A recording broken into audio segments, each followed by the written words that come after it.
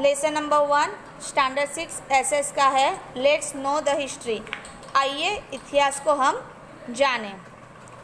In your curriculum of standard 6 we will know about an interesting subject of social science. Social science give us information about social worlds of men like geography, economics, social conditions and instructions, political activities and organizations. Subject other than history introduced as with social life of present time, while history give us information about past of human society, with the help of which the know our present. Is it possible for us to know about social life of present time without having knowledge of past? How was man's life when he had not standard using fire? Imagine how must have been life of people without agriculture, roads, transportations, houses, etc. History gives us information regarding all such aspects. History takes us a different world of past. It gives us information about customs and traditions, beliefs, diets and race of people of different generations. We feel as if we are wandering in some other worlds. तो यहाँ पे बताता है कि आप कक्षा 6 में जो पढ़ाई करने वाले हो, सामाजिक विज्ञान के एक रसप्रद विषय के इतिहास के बारे में हम जानकारी प्राप्त आज करेंगे। जो समाज विज्ञान है, हमें मनुष्य के सामाजिक विश्व के परिचय कराता है। वह भूगोल, अर्थशास्त्र, सामाजिक परिस्थिति और सामाजिक संस्थाओं, राजनीतिक क्रियाकलापों और संगठन की जो जानकारी है वो प्रदान करता है। इतिहास विषय के अलावा जो समाज विज्ञान हमको वर्तमान सामाजिक जीवन का परिचय कराता है, जबकि इतिहास मानव समाज के भूतकाल की भी जानकारी हमें देता है, जिसकी जो सहायता से हम वर्तमान को हम जान सकते हैं। क्या हम भूतकाल के ज्ञान के बिना वर्तमान सामाजिक जीवन को समझ सकते हैं? ऐसा प्रश्न पूछा गया है। मनुष्य ने जब अग्नि का प्रयोग प्रारंभ नहीं किया था, तब उसका जीवन कैसा था? आप कल्पना करें कि मनुष्य की जो खेतीबाड़ी, रास्ता, यातायात, मकान के बिना कैसे गुजारा कर रहे होंगे, यानी कि पहले के लोग। इतिहास हमको मानव जीवन के ऐसे कई रसप्रद बिंदुओं की जानकारी देता है। इतिहास हमको भूतकाल के अलग अलग जीवन की यात्रा भी कराता है। एक युग में दूसरे और दूसरे से तीसरे, इसी प्रकार अनेक युग है वो मनुष्य के जीवन में रीति रिवाज, मान्यताओं, अनेक भोजन और पहनावे के बारे में जानकारी भी देता है। ऐसा लगता है कि हम किसी भी अन्य संसार में आ गए हैं। जैसे जैसे जीवन बीतता जा रहा है, वैसे वैसे मनुष्य का जो पहनावा है, उनके रहने का तरीका है, वो सब अलग अलग होते जाता है। You must be thinking, why should we study about human society of the past? History is not only related with the matters of past, but also acts the oracle with the current system. What were the ancestors? Where did they live? What did you eat? History gives the information about many such matters. It information as about changes that have occurred in human life. यानी कि हमें जो भूतकाल में मानव समाज का अध्ययन किस लिए करना चाहिए, ऐसा विचार आपको आता ही होगा। इतिहास केवल भूतकाल के साथ ही नहीं जुड़ा है, वह वर्तमान की समय की व्यवस्था के साथ भी जुड़ा है। हमारे पूर्वज कैसे थे, वे कहाँ रहते थे, क्या भोजन करते थे, उनके जो जीवन की अनेक महत्वपूर्ण बातें की जो सूचना देकर इतिहास को मानव जीवन में आए हुए जो बदलाव है उसका हमें परिचय कराता है। इसीलिए हम लोग आज इतिहास के बारे में जानेंगे।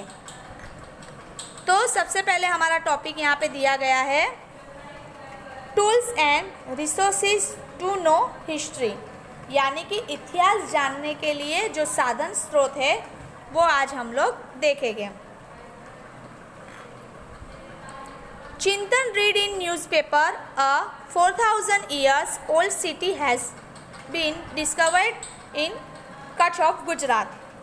He was surprised. How can we know that this city is 4000 years old? Who might have built it and how? What was the diet of the people there? What type of clothes they must have been wearing? यानी कि जो चिंतन नाम का लड़का है उसने समाचार पत्र में पढ़ा, न्यूज़पेपर में पढ़ा। जो चिंतन नाम का लड़का है वो समाचार पत्र में पढ़ता है कि जो गुजरात के कच्छ में 4000 वर्ष प्राचीन शहर मिला है। तो उसको आश्चर्य होता है कि हम कैसे जान सकते हैं कि यह शहर 4000 वर्ष पुराना है, उसे किसने और कैसे बनवाया होगा, वहाँ से लोग जो वहाँ के लोग हैं वो क्या खाना खाते होंगे और कैसे कपड़े पहनते होंगे। Find out Narmada river in map of India, 1000 of years back man live on the banks of Narmada. आप भारत के मानव चित्र के नर्मदा नदी को खोजें। हम हजारों वर्ष पहले नर्मदा नदी के किनारे मनुष्य निवास करते थे। How can we know history, यानी कि हम इतिहास कैसे जान सकते हैं। We have different tools to know history, इतिहास को जानने के लिए हमारे पास अलग अलग साधन है। तो इतिहास को जानने के लिए जो साधन है वो सबसे पहले है ताड़पत्र एंड भोजपत्र, प्लाम लीव्स एंड द ब्रिक्स, यानी कि ताड़पत्र और भोजपत्र के बारे में देखेंगे। तो in the ancient time man use palm leaves and bricks bark for writing what we call manuscript today. ताड़पत्र means manuscripts written on leaves of plum leaves. Bhojpatra means manuscripts written on bricks bark which is found in the Himalayas. With the help of manuscripts written on plum leaves and bark of bricks we information about their languages and lifestyle. Many such manuscripts have been found. Manuscripts written on plum leaves and bars of bricks gives information about men of ancient Indian. यानी कि प्राचीन समय में मनुष्य लिखने के लिए जो ताड़पत्र या भोजपत्र का उपयोग करते थे जिसे हम हस्तलिपि कहते हैं। ताड़पत्र अर्थात ताड़ वृक्ष के पत्तों पर लिखा हुआ हस्तप्रत और भोजपत्र यानी कि हिमालय में मिलने वाला जो बुर्ज नाम के वृक्ष की जो पतली अंतर छाल के ऊपर लिखा हस्तप्रत होता है। ताड़पत्र ताड़ के पत्र और भुज जैसे वृक्षों की छाल पर हाथों से लिखे हुए जो पत्र से उनकी भाषा और जीवन जीने की जो प्रणाली है उससे हमें ज्ञान मिलता है कि जो ऐसी है जो हस्तलिपि हमें प्राप्त हुई है। जो ताड़पत्र और भोजपत्र में लिखी जो हस्तपत्र है वो जो भारत के चीन प्राचीन युग में मनुष्य के बारे में हमको जो जानकारी है वो प्राप्त होती है। यहाँ पे दो पिक्चर दिए गए हैं भोजपत्र और ताड़पत्र की। पहले के ज़माने के लोग अगर संदेशा भेजना हो तो किस पर लिखकर भेजते थे। तो यहाँ पे कुछ संस्कृत भाषा में लिखा हुआ हमें दिख रहा है। Such manuscripts have been preserved in temple and mountains. They have text in Sanskrit, Prakrit and Tamil. Even poems, dramas, stories and epics were also written on Tadpatra and Bhojpatra. They have also been preserved in the form of books. They give us a knowledge about custom and traditional social beliefs, lifestyle of kings, science education, medicines, animals etcetera. यानी कि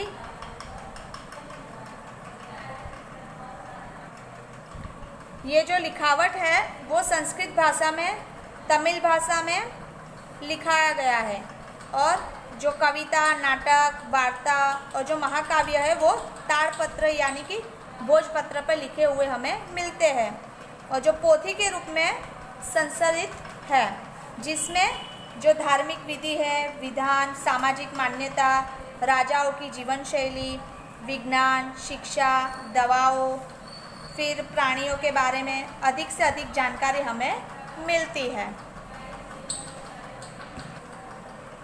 अब हम देखेंगे inscription यानी कि अभिलेख। Articles which are covered on the metals and stones are called stone inscription. We can know about history from the stone inscription. Many times inscription were done by metal also. King used to converse with people by covering his order and commands on these rocks.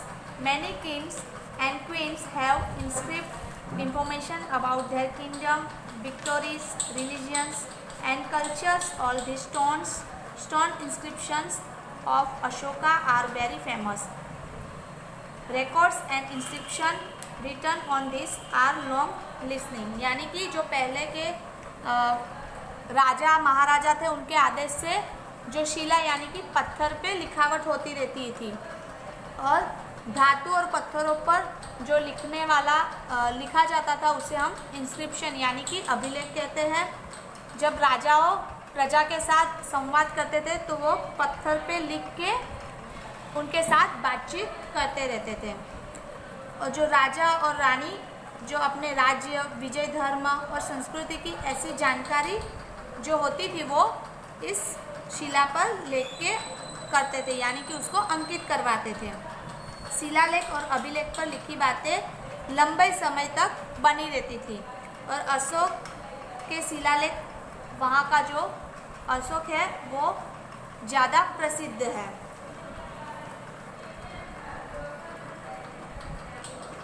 अब हम जानेंगे copper plate, ताम्रपत्र भी उसे कहा जाता है।